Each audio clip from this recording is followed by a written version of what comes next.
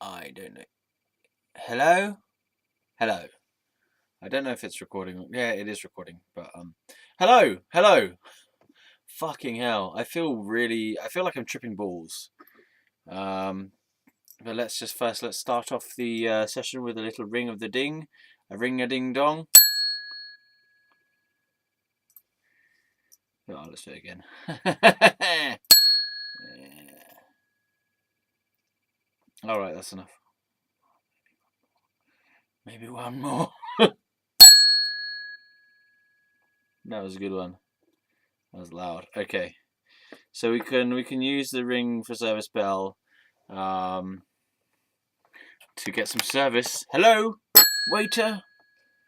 Anyway, so welcome to Fieros. Oops, Fieros Reborn, the channel with me, Fieros.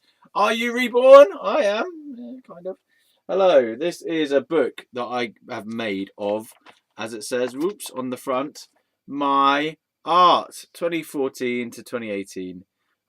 Copyright Ross Alastair Wilson, trademark, established 1985, R, which means registered trademark, I believe.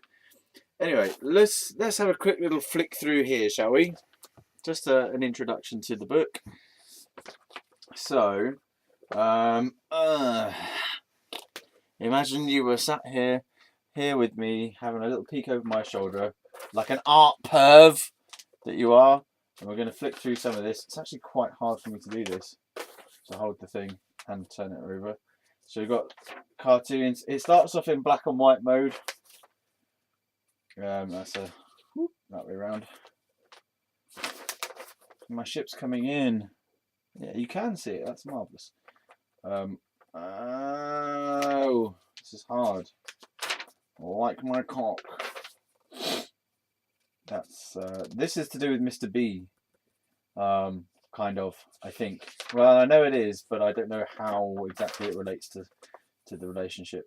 This one's cool. I quite like that one. I'm not going to bother trying showing it up to you, showing it up close. Be anything. Be anything you want to be. Be who you are. Be who you want to be. Be anything that you choose to be. Yeah. Let's get out of black and white territory for a bit, because otherwise we'll be in that for ages. Well,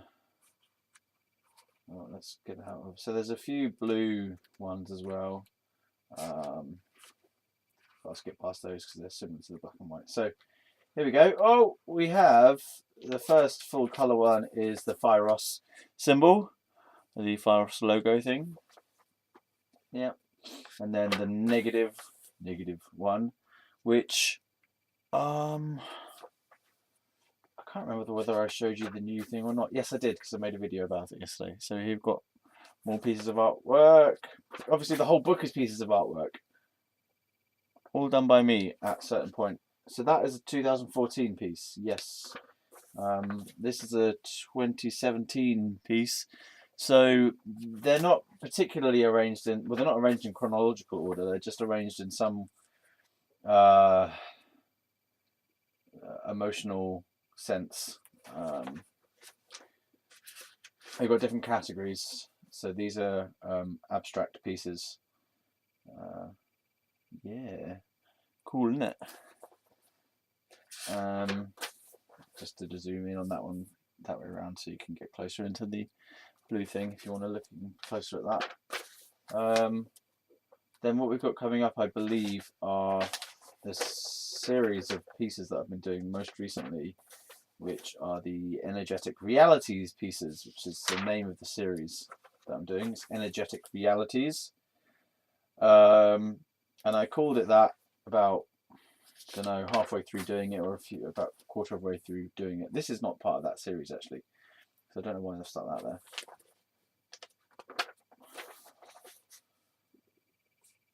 The Energetic Reality series comes a little bit later on, actually. So, well, whatever. So these are older pieces. This is like 2015, I believe. 2015. I think this is also a 2015 piece. It could be 2016. I wasn't really like fussed about putting the dates on. Sometimes I went through phases where I was like, oh, I can't be bothered to write the date because I don't care This was a 2017 piece. I did this just before I went to Bournemouth for 6 weeks. So that was an important time in my journey recently. This orange, you might not be able to see much in there. It's not pure orange. There are some shapes in there that you can see closer up. Ta-da! Cool, eh? Hot.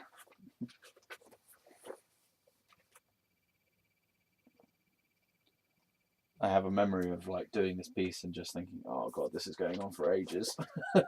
Help! Like, oh god, it's taking forever. There you go. That's quite cool. That one has a little story to it. I was doing a kind of normal pencil piece.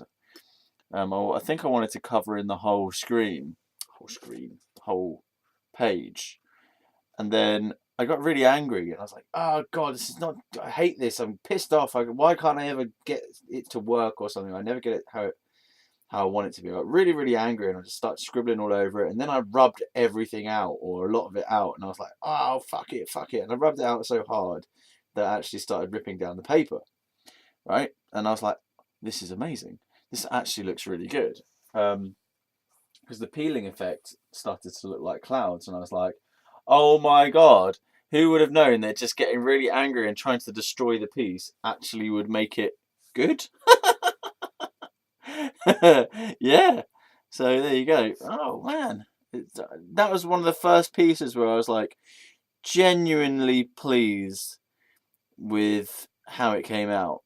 As in, like, I was pleased with the other ones, but this was such a rare thing. When I made it, right, so the page itself, somehow the page looked more real than everything else in the world around it. It's like, oh my god, I can see this whole, every sort of grain of the paper on this page when I did that. I was like, wow, this is amazing. It lost its effect after a while, but initially I was like, oh my god, it's like totally cleared my spiritual vision. Yeah. I believe we are in the abstract art section. Now we're moving into the cartoon section, I believe. It says here, one girl I shagged, her motto was, leave footprints in other people's lives. She trampled all over me and walked away feeling smug. Mission accomplished. And then it says over here, people who find me fascinating. Gay men, old people, psychologists, and sorry. And then it says underneath, women, young people, and other musicians or artists are too preoccupied with themselves being found to be fascinating to find me fascinating. Ditto my mum. I was pretty pissed off that I wasn't getting any attention, I think, at that time in my life. This is bizarre. It's strangely beguiling when you look at it. It's like, what is this mystical world we've peeled our way into? What is this little dinosaur kind of thing? And then I did another version of it, bigger. And then I went through this brief little spell of colouring things in using the computer. Just kind of click. So scan it in and then click the colours in. But the particular program I used, I think it was just Paint, like the basic one, wasn't very good at filling in gaps and stuff properly. So it's just like, I abandoned that. I thought, I can't be bothered. But I did do it for a few different ones. So yeah, I'm going to skip forward now to the energetic realities section. Briefly show a few highlights on the way. So here's a recent piece which you have seen before. I believe I showed it to you in another video. That's particularly special, not for any emotional reason, other than I finished a piece that isn't a load of scribbles for once. Yay! That has a tight, like a tiger way of doing it. This is pretty smashing. I was quite pleased with that one. It's very bright when you look at it in reality. Right, so let's skip forward to energetic realities. So I called it that because it was the reality part means it's a real expression of how I felt, and energetic meaning on the inside of my body how my internal energies feel.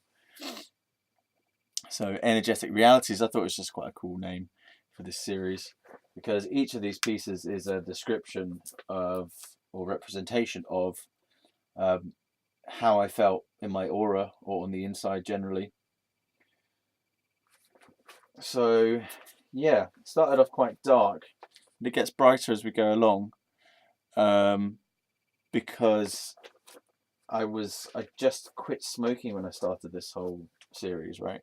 And so I was going through a lot of pain. So as it's all energetic realities, it's the inside of my feelings. All the dark black stuff or murky looking stuff is representation of pain. My chest did not feel good for a long time. So all the darkness in there is pain, but the lightness is like other feelings, other sensations. This one I'm pretty pissed with. Yeah, I'm pretty annoyed with it because it was going so well, right? You can't tell because I fucked it up. Like, it was going really well. I was thinking, okay, I'm going to make the yes and the no really bright and stand out, and I'm going to make a, I don't know, cool background or whatever. But then I just ended up getting angry, and I just sort of started like making all these dark patches, like, fuck it, I can't be bothered with it. So it's a shame, really, because that would have been quite fun. It was just like a silly piece of yes and no, and then random words and stuff and question marks. But I had this vision for it of being really bright and standing out, and then I got angry and started making it all dark and stuff. This one I have a strange affection for. It's really, really dark, and like all the blackened stuff is representation of this dirty, smoky, smog feeling inside, and the feeling of pollution in the outside world as well. I was trying to represent that. But I don't know, it's strangely beguiling as well.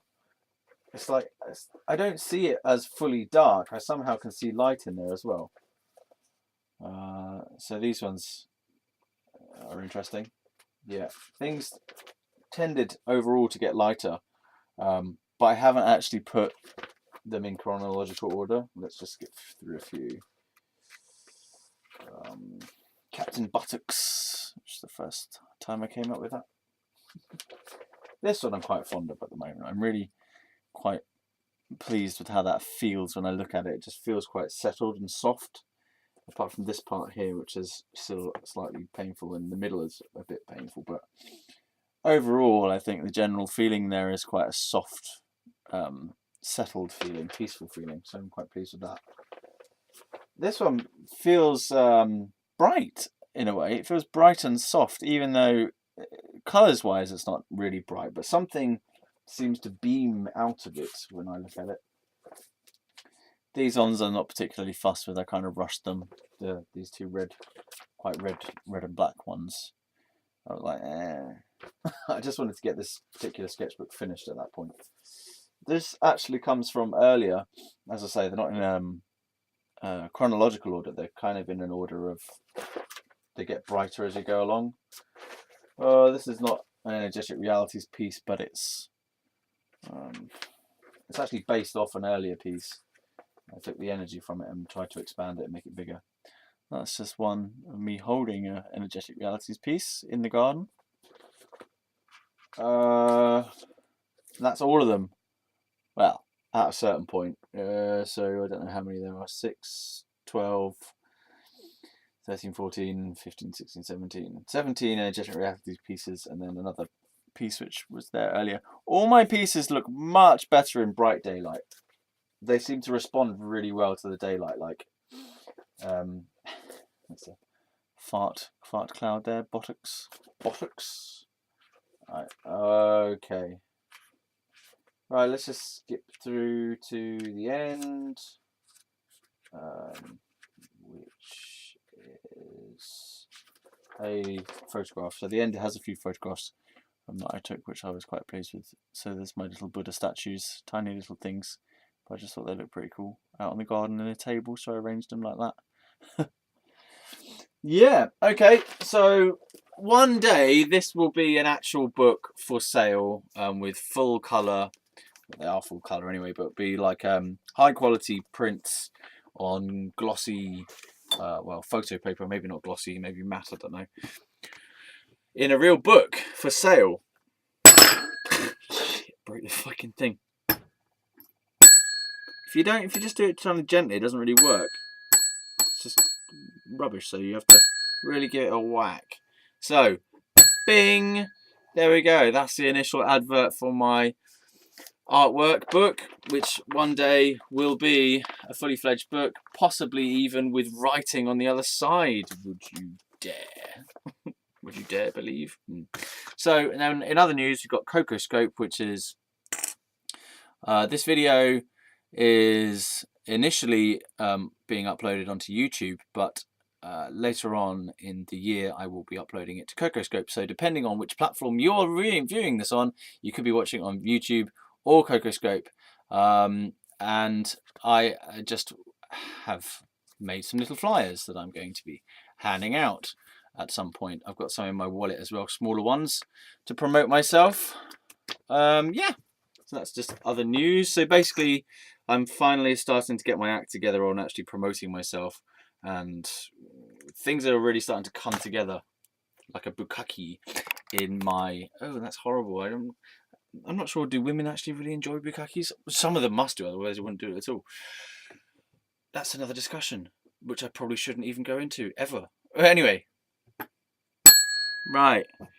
Yeah, so that's the current status, current progress of my life, is that everything's starting to coagulate,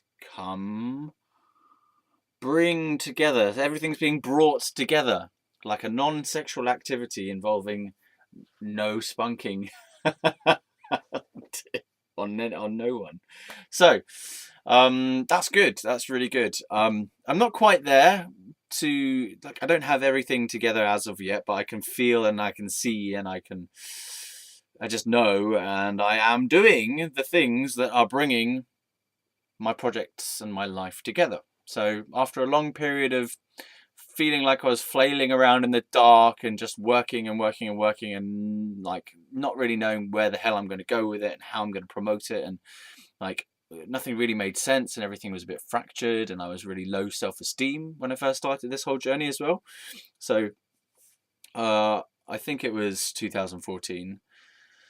Yeah, it was 2014. By that point, I'd made this decision to commit to my creative work as being my source of income. I hoped that it would have been happening then, but it didn't happen at all, really, apart from busking from my music.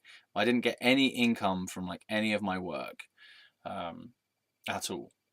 And it's only recently that I've started to get income from the things I do. So some of my books, some of my channel supporters, thank you very much, have bought my first book, which is Psych Ward 1. It's not actually my first book, technically speaking, but it's my first book as a mature adult, as a real being, whereas before I was kind of being a fake, inauthentic being. And I wrote a couple of books, 2 or 3 books. One was called Beat Procrastination Now, which I then retitled to Get Motivated Now, about motivation and beating procrastination, which is a bit iffy, but still kind of useful, I suppose. I think it's got more value in it than I gave it credit for. I kind of disowned that book after a while because I felt like I wrote it from a place that I wasn't completely happy with. I wrote it from this place of aspirational place where I wanted it to work and I wanted it to be right, and then I found that it was lacking, which may actually have just been a deeper self-esteem issue for me. Like it might have just been that I felt that I was lacking and I couldn't match myself up to what I had. So maybe the product actually is okay, but it's just that I felt that I couldn't meet my own standards or something. That's probably more accurate actually now that I think about it. So that I wrote that book, and I also wrote a couple of books, some very short nugget type anecdotal stories and metaphorical stories, very brief, like paragraph long type things, or a couple of pages long. I wrote those in a book called Tales from the Wilderness. Tales from the Wilderness. Yeah, by Ross Wilson. And alongside that, I took some of those stories that I wrote from that book and then added some more stories focused around manipulating children and adults to practice their guitar or whatever instrument I was teaching them, because I'd read in some books that using stories is a good way to convey a message and to embed a message into a story helps people who have a lot of resistance to absorb difficult messages for change. So I would write these stories about kind of people who practiced and achieved good results because they practiced. Not necessarily about the guitar. I would kind of take it sideways, and it would be like about people who practiced golf, or the rat who practiced tennis. And I wouldn't always use the word practice either. I would just kind of show the mechanics of practice, like repetition and enjoyment as well. I was always trying to get people to think about their instrument in terms of enjoyment and fun and having a good time and passion and pleasure and excitement and joy, really, into like the reason that you practice is because you enjoy it. You practice because you want to play your guitar. So tried to flip the idea of practice on its head to be like, practice sounds like a chore, right? But when you genuinely want to play your guitar or your instrument because you like it and you like the sound of it and you like the feeling that you get when you play, right? I'm not saying you can always get the same feeling when you play guitar, because sometimes you get stuck, or sometimes stuff is hard, or sometimes you just have lost your enthusiasm for it, or you've overdone it and you feel burnt out from it. I mean, I've been through that. I still feel like I am kind of in a burnout phase regarding guitar and music in general. Like I hit a creative wall and I'm like, everything I do sounds the same, and I don't feel like anything that I don't feel like I have anything in my heart to say in music. I mean, I have things that I would like to be able to say, but I don't feel at that point where I can actually sort of break that barrier yet. I'm still writing songs, but it's like, I think the next thing I have to do in my music, really what I want to do, is to bring an even deeper and a more uplifting, actually, a more uplifting movement to my music. And that feels quite hard because I've always been focused on pain, and describing difficult situations and difficult emotions and difficult relationships. That's always been what I've done in music. I've always focused on expressing my misery. I have done a few kind of happy songs and romantic songs and beautiful, kind of trying to express the beauty of life and positive messages as well. But those ones tend to kind of, they don't always land, as in they don't land for me, and I feel like they don't land for the audience as well. I feel like it's almost as though the positive ones, they come from a kind of up here higher mental place, and then there's a disconnect somewhat between the emotion of that and the thinking and expression of that. So it's like, what I need to be able to do really is to bring a deep sense of emotional passion and emotional meaning into positive and uplifting sentiments and mind stuff. So it's like kind of a need for that positivity to be grounded in reality, so to not sound trite and to not come off as weak and over Pollyanna, oh God, shut up with your happiness, stop being so fucking happy with your music, like stupid love songs that are just ridiculous. I think that what I want to do, and I think what needs to happen in my music at the next stage of writing, is somehow to bring the light and dark together. So it's been dark and deep and sort of passionate and moody and angsty for a long time, and there's always been this happy-go-lucky, fun-loving side of me that just doesn't get expressed in music. It just doesn't get a chance, because I think I kind of habitually got into this mode of writing music, had always it had always been about expressing shitness, the shitness of my life, and the difficult fucking shit I've been through, and not even always like in an identified way, but sometimes in a kind of retrospective way, just telling the story of certain really difficult experiences, because I felt like it was important for me to tell other people about these things so that other people can resonate with them.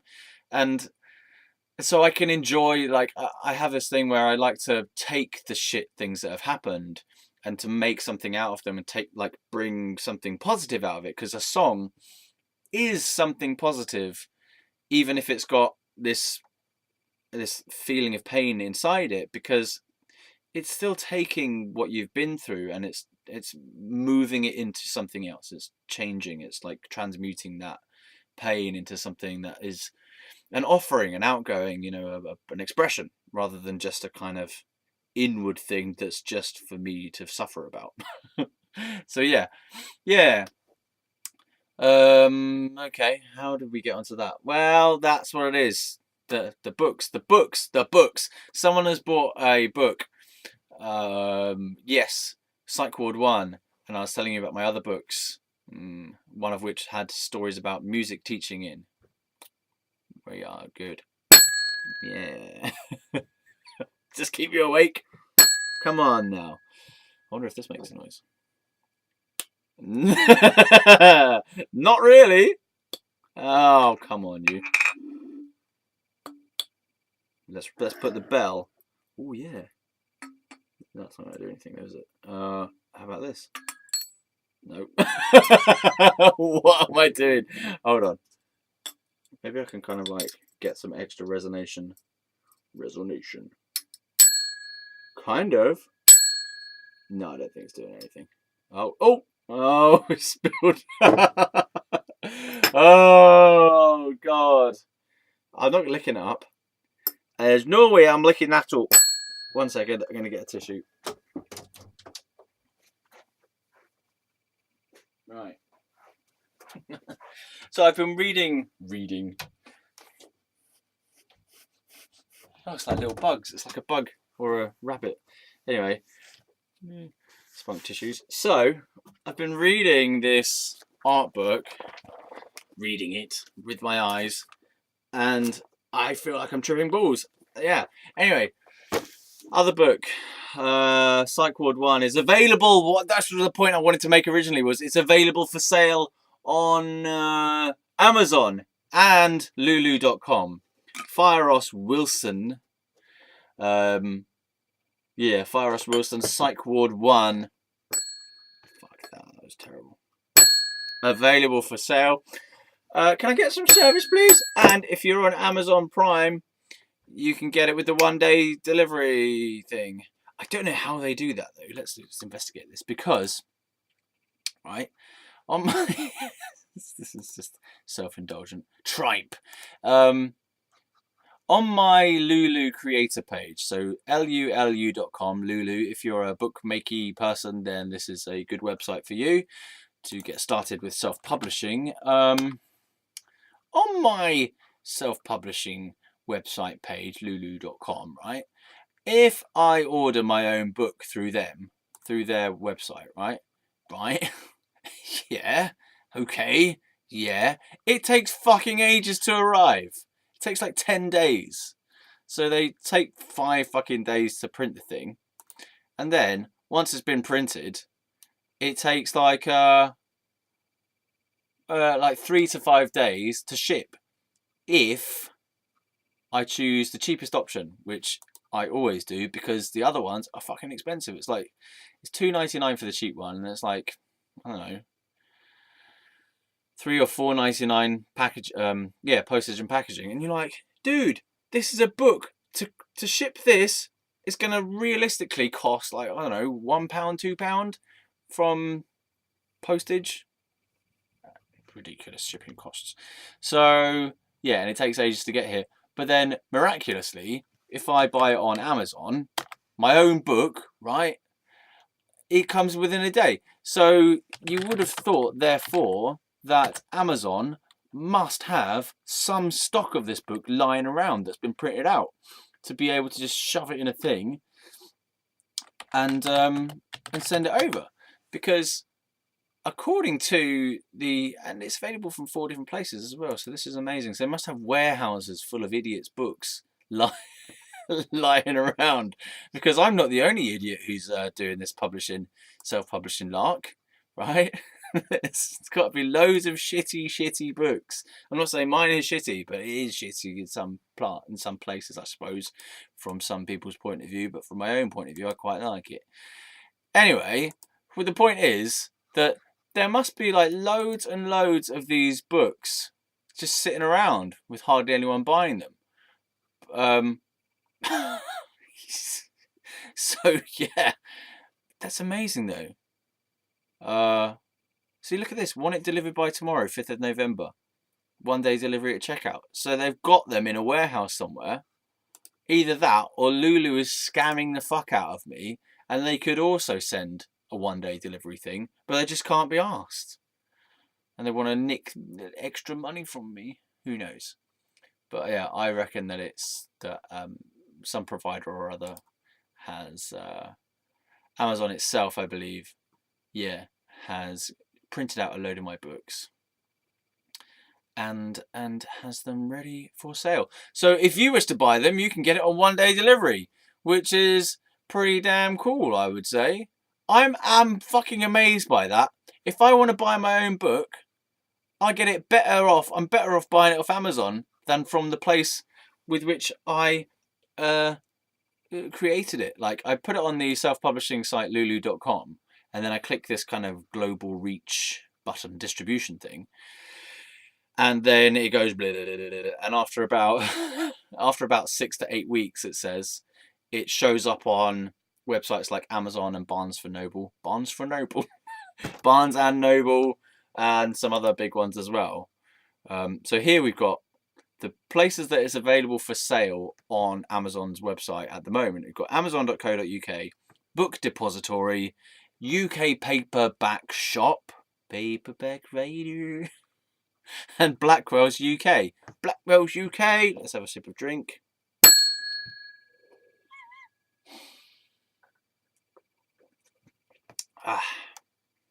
Yeah. So it's bizarre. And all of those can get quick delivery rates, free delivery on some of them. So, and then I have to sit here if I want to get a slightly cheaper version of it for myself, because it costs like, it's cheaper for me to print it myself. But then is it though? Is it really with the whatnot costs? The postage and packaging fucking costs. Bloody hell. Whatever, that's just the thing. So if you're interested in self-publishing, there's just some inside information that I don't personally understand how it works. I just presume it must be the case that these websites that have my book for sale have got them in stock and just sitting about, ready to post them off immediately.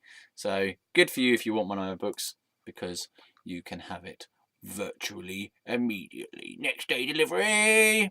Good. Okay.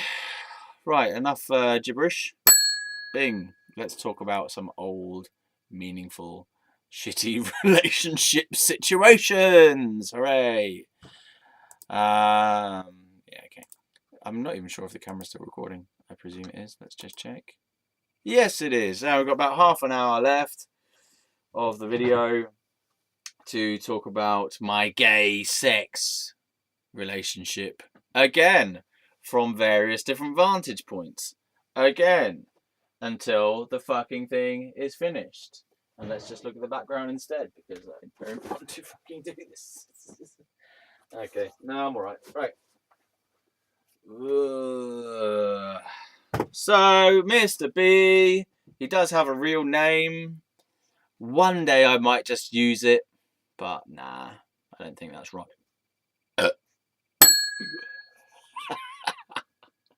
Let's just look at this for a moment. Damn, that was painful actually. Let's not do that for a while. Oh, I whacked that too hard. It sort of went nuts to that. Sorry about that, if that was painful for you. Okay. I'm addicted to it already. Again. Right.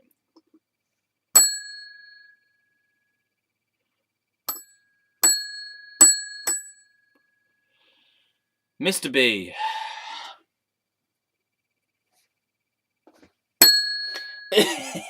is a bastard. She's not a bastard. He was all right. Was he attractive or not, though? This is the same question as yesterday. Was he attractive or not? Oh. Was he attractive or not? He had nice teeth, kind of, but his incisors are too big. Is that the name of them? I don't know. Canine. Arr. Yeah. I didn't like the shape of his nose. If I'm honest with you, it was a bit like a beak. It was like a eagle beak, like that. It was one of those bendy ones. It looked like Robin Williams. Robin Williams' nose, like that. Jewish nose. Yeah, it looked like that.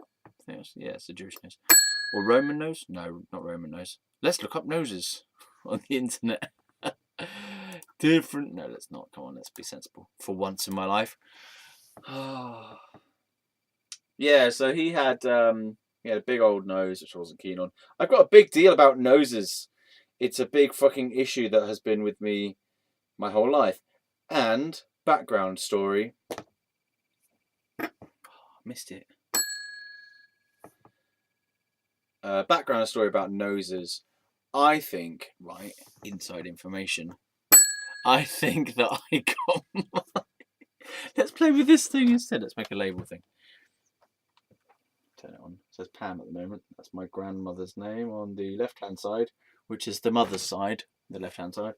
Let's put a thing that says arse face, arse tits. No, arse nuts. Oh, arse nuts. Arse nuts. And let's press play. I believe that's the print button. It is. Oh yeah. Look at that. Almost sexual, isn't it, Smithers? Is it doing it? It is doing it. Arse nuts. Arse nuts. Arse nuts. Yeah. Oh, the only thing that can make this better. Oh, that made it worse actually. Okay, now let's press the button. Arse nuts. You know where it's going, don't you? You know where it's going. Get it open. Please hold the line where we try to connect you with a sense of humour. Come on now. Ha ha ha ha ha ha ha ha. Oh, it's nuts. Oh, don't flip like that. You knew it was going there, ladies and gentlemen. You knew it was going there. Arse nuts to you. Arse nuts. That's right, Mr.B. Mr.B. Arse nuts. Arse nuts. Arse nuts. Mr. How'd you get a dot on here then? Mr.B. Mr.B. That's why it comes out. Oh yeah, that's it. Is that it? Yeah. Sorry about that. What? That? Come on now. Oh fuck! Oops, upside down. How much blankness did you need? Why did it do that? Oh well. Let's get that on the old head there. Oh. No. Aha! Ah! Bollocks to you. See, the ring for service bell can be a sensation of pleasure or an expression of pain. An expression of pleasure or an expression of pain. Come on there, Mr. B with your arse nuts. Oh, I should have put Mr. B's arse nuts. Oh, let's do that again. Mr. B. Come on then. Mr. Oops. Oh no. I'm pressing buttons I do not understand. I just wanted a colon, a flirty, fallopian colon. Mr. B, inverted coma. No. Oh, well, we may be in for a long one. Let's press that again. Press the down button. Is there a down button? Down button. Numbers. Things. F. No. I know what to do. Press a different thing. A to I. No. Oh, numbers. Letters. Just give me some fucking punctuation, will you? Ah, punctuation! Yeah, press enter, is it? Enter. Yes. Mr. B's. Got it. Mr. B's. I believe that S is a bit too big, though, don't you think? How do you get smaller case? Bollocks to it. Let's just print. God, that's hard work. It says on the top there, check tape color. On a label, of course. So we're going to have Mr. B's arse nuts. Good. Let's get rid of this one. Oops, not that one. Whee, off you go. Okay, so while I put this on my head, let's actually talk about him. I must have fancied him. I can't believe entirely that I would be with a man for so long and not find him attractive at all. But it's weird because it's like his personality kind of overrides his good looks. Mr. B's arse nuts. Bollocks to him. Yeah. I mean, he's a human being and he's fallible and, you know, has his own issues and stuff. But I think that maybe, all right, let's just come clean. Maybe I over blame him and I hold him overly responsible for some of the shit that happened after I was with him. So it's like, so the relationship that I was in with him, right, it was pretty distressing and anxiety provoking and confusing because of all the emotional manipulation and the drama and the abuse and the him trapping me in a hotel room briefly and throwing things around the room and having panic attack type, not panic attacks, they're more like stress attacks that were partly directed at me but partly just an expression of him going temporarily insane and couldn't deal with his emotions. Aha! Another one that I needed to mention and haven't yet mentioned is, so we had this discussion one time about death, right? And death is a topic that I have been trying to come to grips with, come to terms with, come to understand for most of my life. So since, actually that's true, because most of my life would indicate like more than half my life, right? And yeah, like since my first granddad died when I was 14 or 13, can't actually remember. I know I wasn't 15. I think it was 1998 or 99 maybe that he died. Yeah, well, since he died, I feel silly now with the fact that I've got these stupid things on my head and talking about a serious topic. Well, since he died, man, you can't put your feet up in here without crashing into something. This room's a mess. A mess! Since my granddad died, I became, I wouldn't say obsessed, because that implies some level of intention. It was unintentionally obsessed. So I just preoccupied. Preoccupied is a good word. Preoccupied with the fact of life of death. So preoccupied with it, like it was just consumed my thinking for a lot of time, and I had these compulsive thoughts. But actually, to begin with, I wouldn't have said it was compulsive. There was a certain sense of activity that I was doing that voluntarily on some level. I was trying to come to terms with and understand the meaning of death, and I was trying to approach it through thinking. Whereas what I realized way later was that I just didn't grieve properly. I didn't feel the sadness and the emotions of grief. I only felt it a couple of times. I felt it once when I listened to a recording of his voice on a tape player. So my mum had made these recordings of him talking about his life and his family near the end of his life.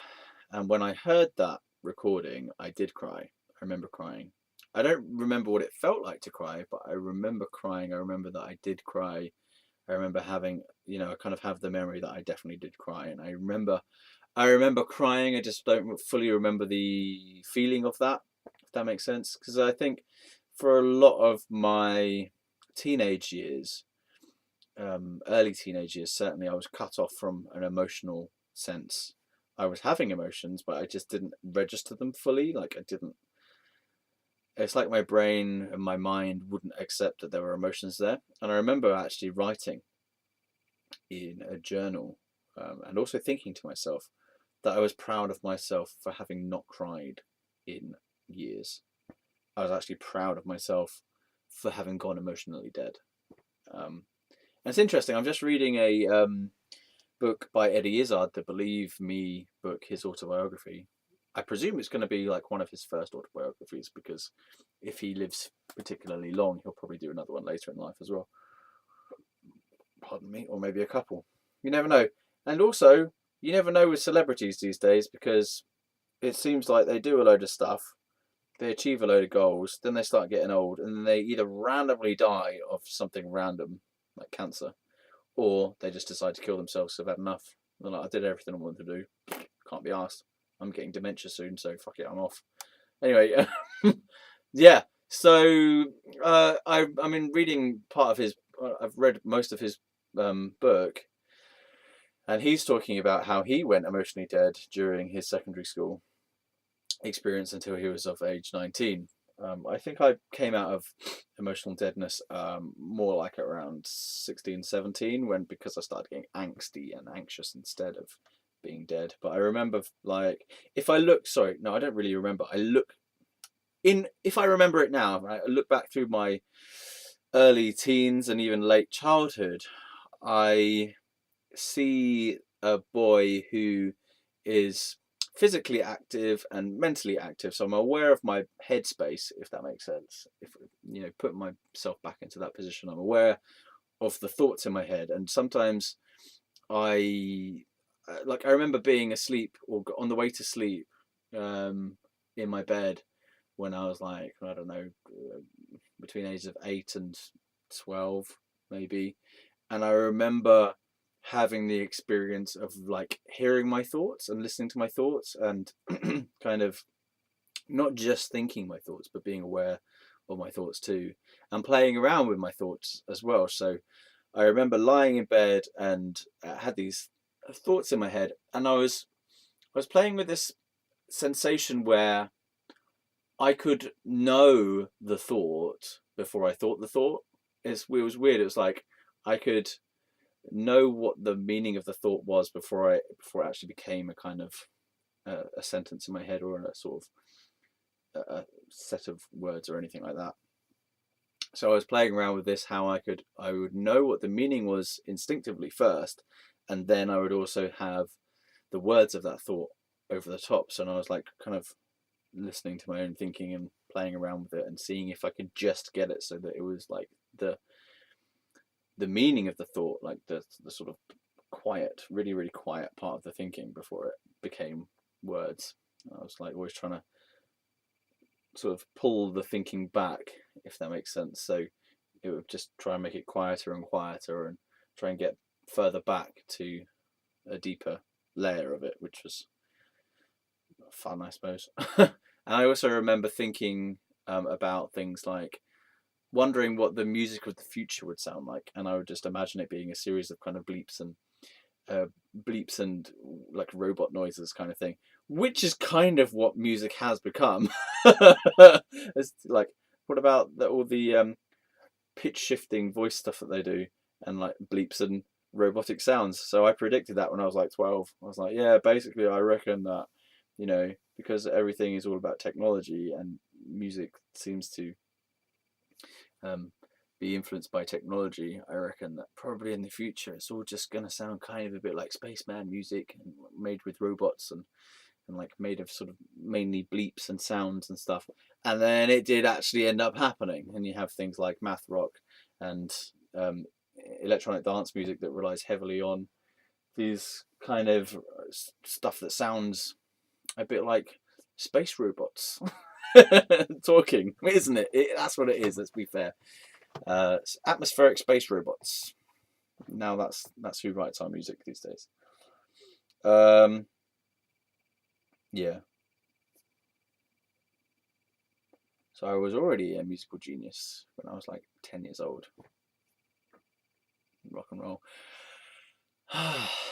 Yeah, but okay, let's carry on. So I became preoccupied with trying to understand death, and the way that I tried to understand death was just by thinking obsessively about it and just noticing everything passing away all the time and feeling that this was very, very bad.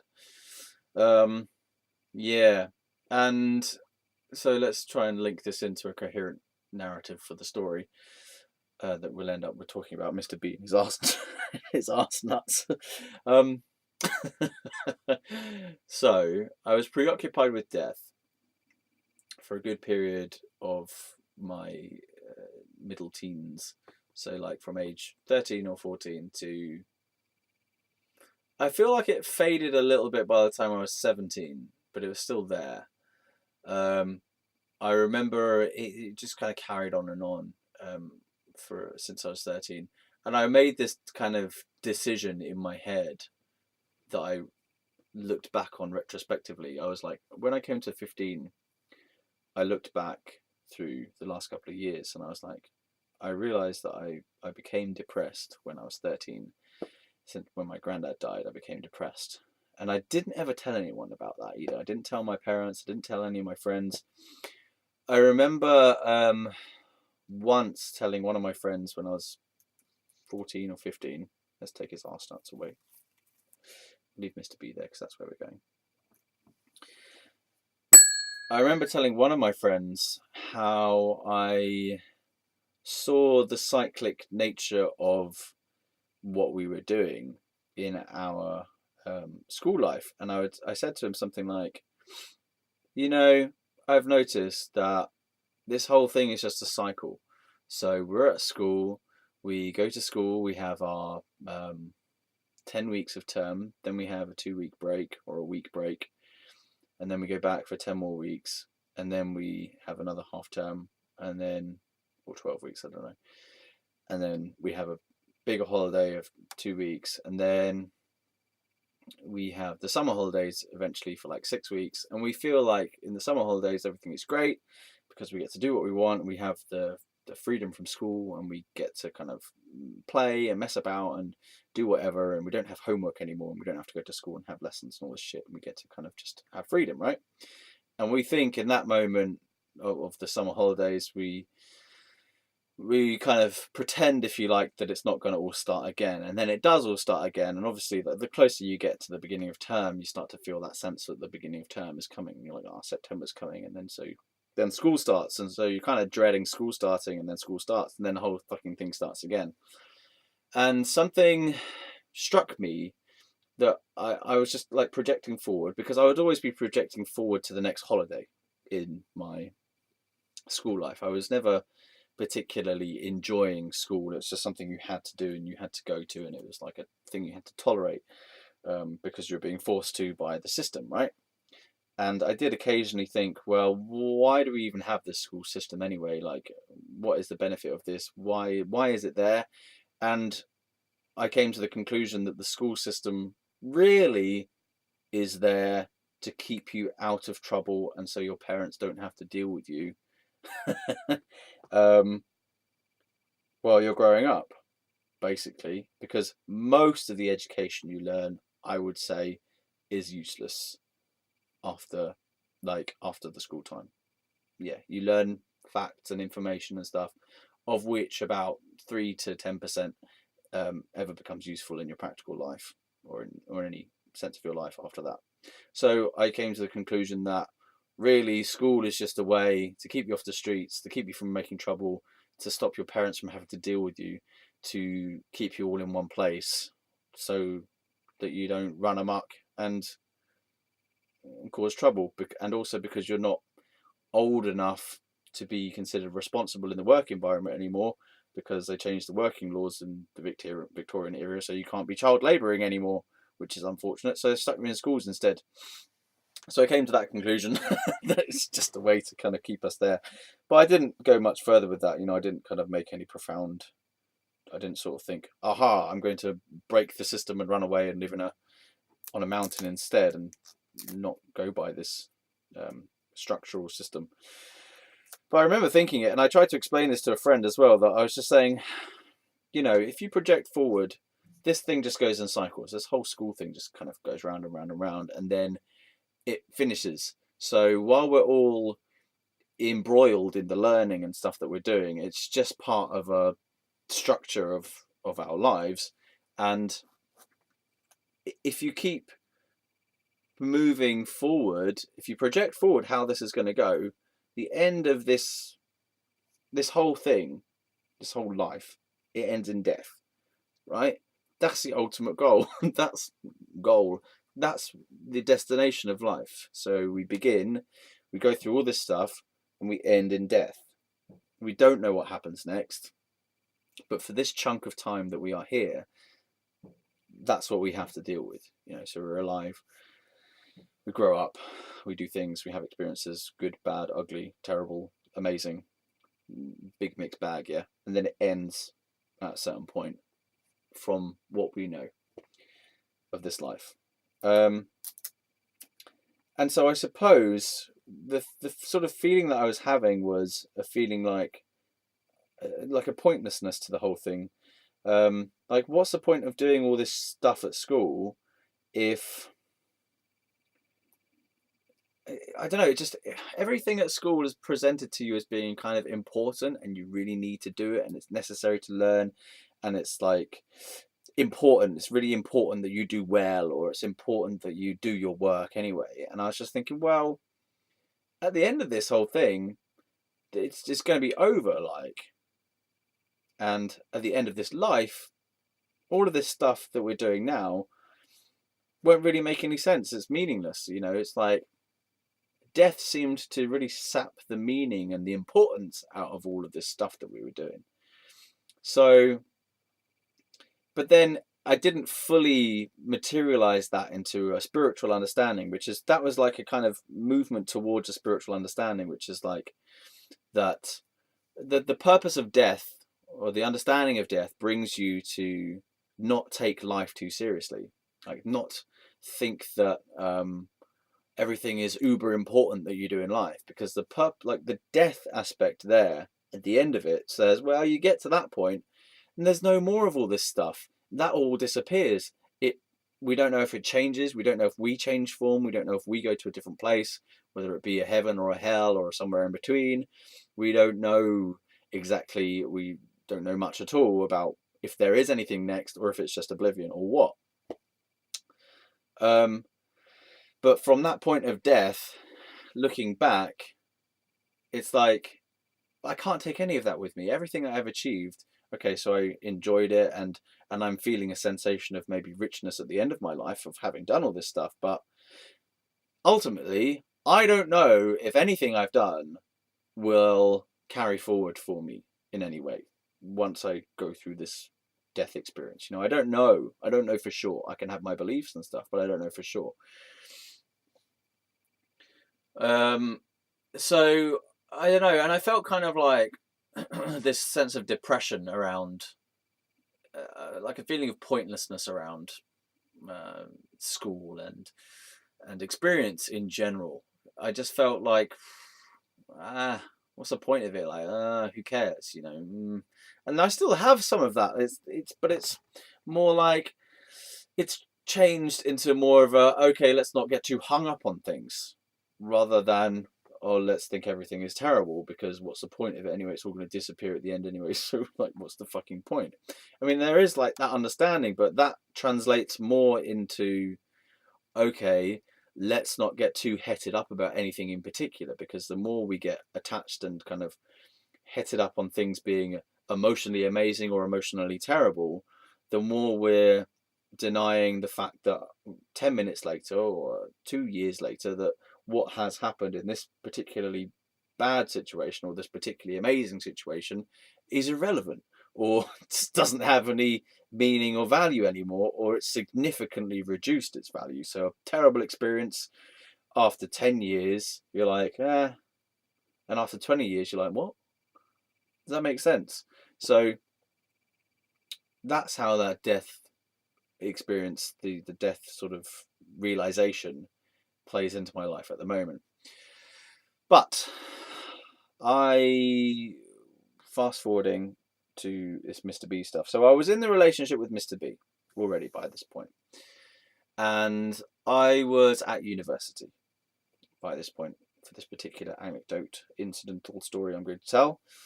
And I was interested in spirituality as well. I'm not sure I would have called it spirituality per se.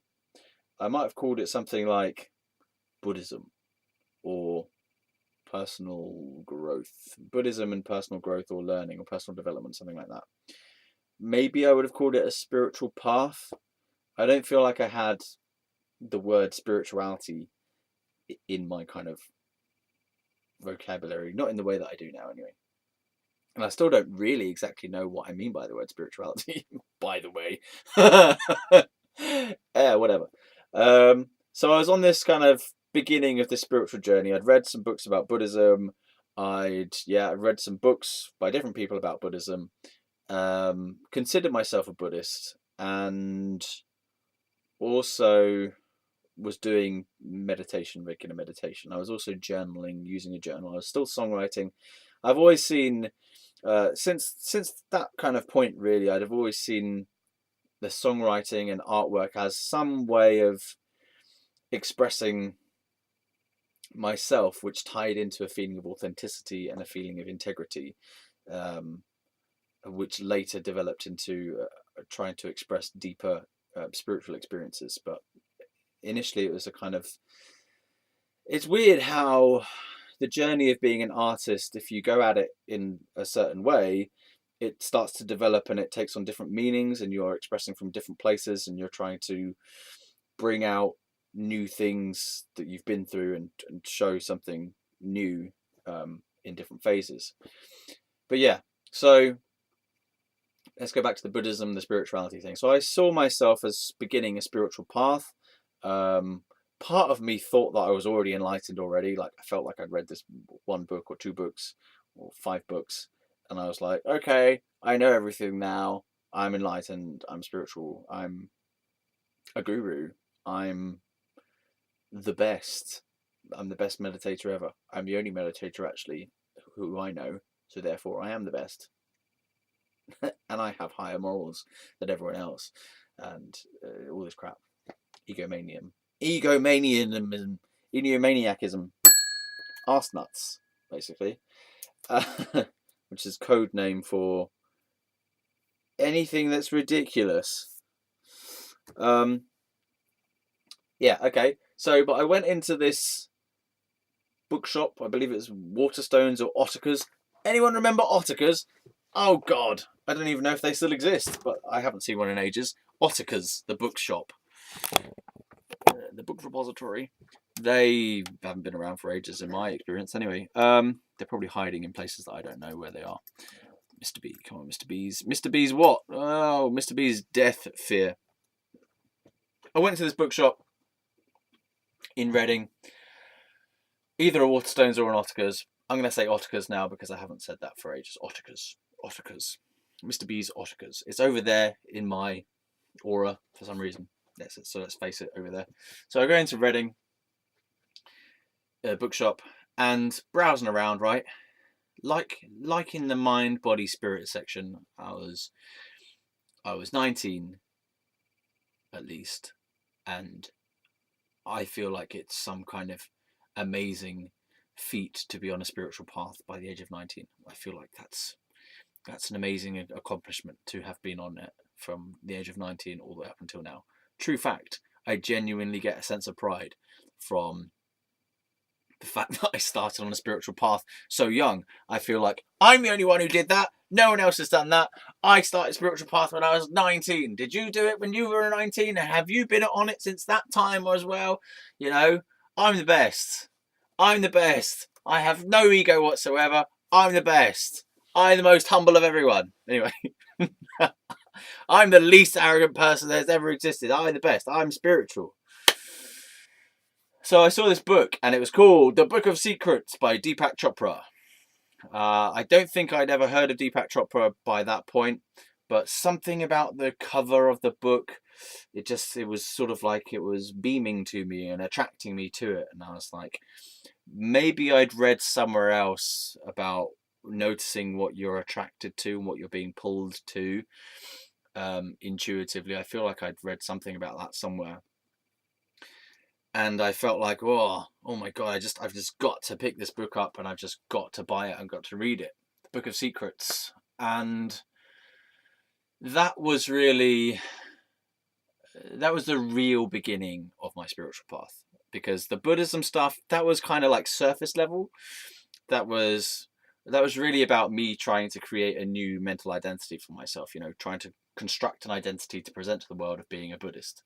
But then this Deepak Chopra book of the Book of Secrets was going at this in a very different way. It was talking about inside stuff, actually inside you, and the fact that the world is inside you, and that relationships are a mirror to how you feel inside, and the things around you are a representation of how you of the things you value in life, or stuff like that. And it was really different. And when I first read it, I got stuff from it, but it's different from what I get now. I don't get that much from it now. It feels like I kind of absorbed most of that stuff. Certainly the early part of the book, anyway. I'm still on a journey to try and complete that book in full, so that I am absolutely certain that I have read every single word in that fucking book, because I've read it a lot over the years, but it's like part of me feels as though I haven't read it. Like I don't think I did it all. I haven't even done all the exercises in it. There's a load of exercises in it, and I haven't done all of them. I haven't haven't actually bothered to do all of them. I've hardly done any of them. I just sort of looked at it and went, yeah, I've done it. What, because you've read it? Yeah, done it. I did the exercise. No, you haven't actually done the exercise, have you? You just read the exercise. It's not the same as doing it. Yeah. Anyway, so part of this thing in the book, it talks about fear of death in there, and how a lot of our behavior stems from the fear of death. So we get anxious and we run around and do busybody type of things because we're essentially afraid of loss. We're afraid of losing our lives. We're afraid of death. We try to kind of accomplish stuff and accumulate money and accumulate possessions and accumulate status and stuff as a way to feel like we can somehow conquer death by it, that we'll get this protection from death, by money can save us from death somehow. I don't know how exactly it works up, how it links out, how that belief system operates. But I understand that, yeah, I can see that we do a lot of stuff in our life to try and mitigate the factor of death. For example, simple example would be get loads of money, right? Get good house, have the ability to provide for oneself for the long term. Why? Because if we don't get the money, we don't get the food, and we don't have the safe accommodation, what happens? We die. Because we starve, or we're unprotected from the elements, and we're at the mercy of the world, and we die. So the activity of rushing around and trying to accomplish things and trying to earn loads of money, or trying to earn any money or any living at all, really stems from the fact that we're afraid to die. We don't want to die. In the majority of cases, I would say that we have unconscious, deep-rooted fears about oblivion, about dying, about the end of things, and about loss, and the loss of ourselves. Like, that's what death is. We lose ourselves. Not only do we lose everything in the world that we like and love and cherish, the people, the things, the places, the memories, blah. Not only do we lose that, we lose ourselves. When death approaches, we are aware that this is going. This is coming to an end. So we lose everything in our experience in death, right? And that's terrifying if we are used to being alive, because it's just so unknown and it's so contrasting to what we're used to. We're going to go to a place, at least initially, where none of this stuff is, we think anyway. It could be, maybe when you die, you don't even reincarnate. Maybe you just lose your body, but you still have everything. Maybe the dimension changes, if that makes sense. Maybe so when you die, you continue on in the world, but maybe you become much more diffuse somehow. So you become more of like the consciousness that's aware of the life that you just lived. I think that would be pretty cool. Imagine if that was what happened. So let's say you die. At the end of your life, your consciousness continues on and you are aware of everything, every legacy, every positive impact, and also every negative impact you're aware of, and you get to experience and kind of view what the impact of your life has been. So you get to view your children, you get to view your grandchildren, you get to see how your work had a knock-on effect for other things. You get to see what your part in this drama of the universe, this drama of the earth, you get to see that play out. Imagine that. That would be cool, wouldn't it? So maybe that's why we get a sense of legacy. We want to create a legacy. Maybe we do get to experience in some way, psychologically or emotionally, or just by some form of awareness of what we do here in physical bodies. I think that would be pretty cool. I'm not saying that I have any control over what happens at the end. Maybe I do. I think there's something to say about that we can have a choice about what we choose to believe about death as well. I think that there are loads of different belief structures about what happens after death. So you've got all the different religions have various different ideas about what happens after death and what happens during the death experience and the journey of the soul, what happens next in the afterlife, and there's so many different options to choose from. But what tends to happen is that we are brought into these belief systems already pre-made, as in like we get indoctrinated with death and belief systems about what happens before, during, and after death, with a lack of sense of choice about, well, which one do we buy into? Which one do we like the sound of? Which one do we think is most plausible, even if you want to go about it in that route, and then a sense of volition and choice of an intelligent decision is being made. We are making an intelligent decision about what we decide about death. If that makes sense. So I think that's just an interesting thing as well, that we tend to assume things about death without having really considered them and considered the various options that are available to how do we want to think about death? How do we want to feel about death? What do we think would be cool after death? Not just what is going to be the case, but if there's any intentionality about what happens after death, as in if we have any choice in the matter as to what happens after death, then what do we want it to be like? Perhaps, and just throwing out ideas, perhaps that when we come to the point of death, that's a kind of point of choice about, well, what do we want to do next? Like, what do we want to create next? What's the next, like, what beginning do we want to have next? For example, if you believe in reincarnation, or maybe it's even more expansive than reincarnation. Maybe you get to death, you have this period of kind of choice and consideration. Maybe you review your previous lifetime, and not only do you think, what human life do I want to have, or do I want to be reincarnated as an animal, or what? But maybe it's even the case of like, what terms and conditions and rules do I want my next universe to have? Like maybe when you die, your next experience, you choose, I don't know, the physical laws of the universe that you wish to be incarnated into. So not only do you kind of select, right, I want to be human, or right, I want to be alien, but what kind of universe do you want to exist in as well? Like maybe there's even more kind of choice around that. Like, well, I want to be an alien, but I don't want to be in a physical body anymore. I've had enough of physical body. So I'd like to just be a more sort of presence, you know, and then I want to visit Earth at some point in my life just as a sort of invisible presence.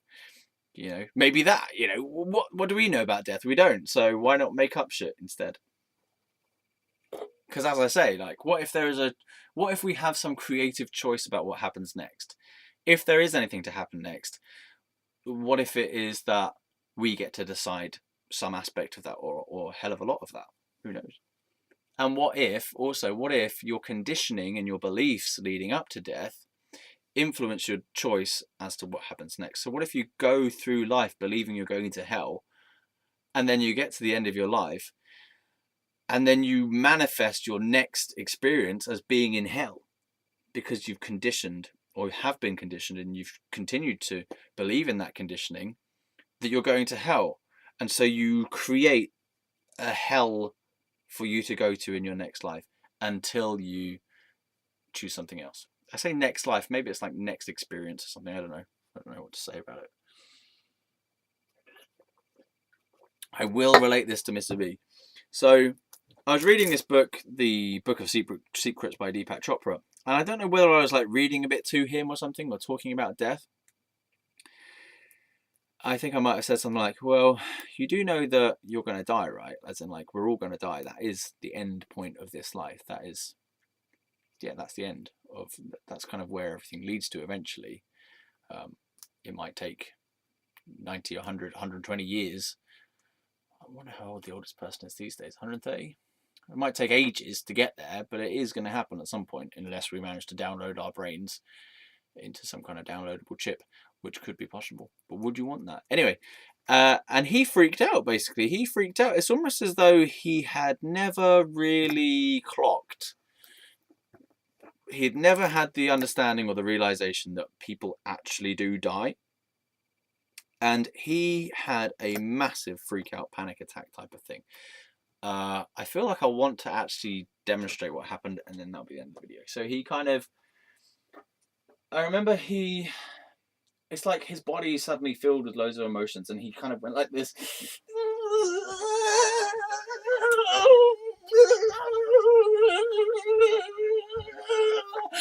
And like, it was squealing more than that as well.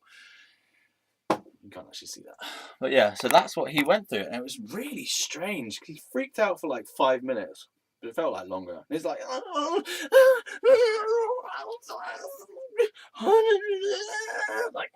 like he really freaked out, majorly freaked out. I just kind of sat there watching, like, I didn't know what the hell that was. I couldn't understand it. I was in my chair watching him freaking out over like a meter or so away from me, or a meter and a half or two away from me. It's just like he's being possessed by some kind of thing out of the Matrix, you know, when Neo eats this pill and he goes. He was freaking out, man. Mr.B was freaking out. I swear he was louder than that, but I don't want to make any more noise than that. So he freaked out, and I was sat there like, oh my god. I think that was one of the first indications that I realised I was going out with an absolute nutter.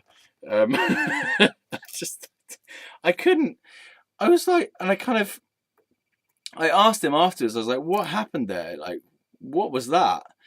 And I said, haven't you realised that people die? Didn't you know? Didn't someone tell you? And he said that he'd known, but he says something like, "Oh, yeah, but I try not to think about it. I try and push it away and pretend it's like it doesn't happen, or it's not there." So it's like denial, death denial. And I feel like death denial is a massive thing in our culture overall. We're obsessed with youth, and we're obsessed with celebrity, and we're obsessed with anti-aging creams. And what does anti-aging mean? Well, if we slow down aging, and we slow down the appearance of aging, then maybe we can convince ourselves that we're going to live forever and we're not going to die. I was with a friend yesterday playing computer games, right? And it seems like the subject of death just comes up, and I don't always bring it up myself. It comes up. He brought it up this time. And he was saying he'd love to live forever, and I said, yeah, but that'll make you a vampire. And I thought, I don't know if I'd like to live forever. I'd like to have a really long and full, enriching life. But living forever sounds like a drag, man. Like, you just have to constantly think up shit to do. And by a point, you'd be like, oh, God, what's the point of it? I can't be asked. The amount of years, I've been here for 9,000 years. I can't be asked anymore. But then maybe you go way past jaded, you know, maybe you just go through a cycle of like, oh, I'm just going to be jaded for 300 years. And just go through a cycle of jadedness for like 300 years. And then the longer you live for, you're like, ah, I've been happy for like 7 million years. Oh, well, I'm going to be jaded for 3 million years now. Okay. I'm going to be depressed for 1 million years. And then I'll go back to being happy, but I'll be happy for like 25 million years this time instead. Maybe that's what rocks are. Maybe rocks are the happiest beings alive. As I say, I've been somewhat tripping balls for this video. I think we've covered the point I wanted to make, which was that he freaked out when I mentioned about the fact of death as being an actual thing. And yeah, and he freaked out. And that was kind of worrying to me, because I sort of like thought, you know, I'm with a nutter. I'm with an absolute nutter.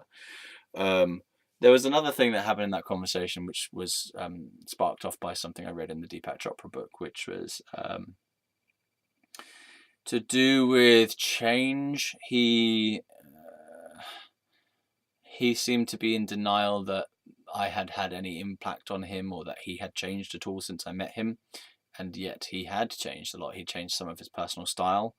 I believe his hair had gone back to a natural hair color, because I'd encouraged him to own his natural hair color, as I had decided to own my natural hair color, because he was dyeing his hair blonde and black and pink, maybe, I don't know, and I encouraged him to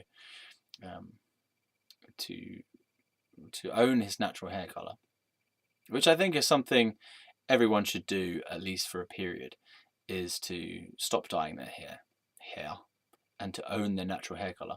But I do understand and appreciate that some people prefer to have a different color of hair because they enjoy that color. But a lot of people dye their hair in order to avoid the experience of their natural hair color, because they don't like their natural hair color. So it's an expression of avoidance as well as enjoyment. So I feel like it's important to own your natural hair color, at least for a period of time, so that you can say, I'm proud of my natural hair color and I enjoy my natural hair color. And then, okay, once you do that, then do whatever you like, mate. Dye it madness. But I don't like the sensation that I'm avoiding something by dyeing my hair. And I encouraged him to own it, his natural hair color, and he did. And also, he used to have an eyebrow piercing, which he took out after a while, because I encouraged him to go a bit more natural with his appearance in general, because I felt like a lot of his style was an affectation, that he was trying to create an image of himself as being a camp gay person, really. And I felt that that was something he was putting on top of his true character. Not to say that he wasn't gay, but there was an extra layer of projection that he was putting on top of that as well. So I encouraged him to kind of go more natural to his true self overall, which he did. Which I suppose I'm pleased about, really, that I helped him to feel more comfortable in himself overall.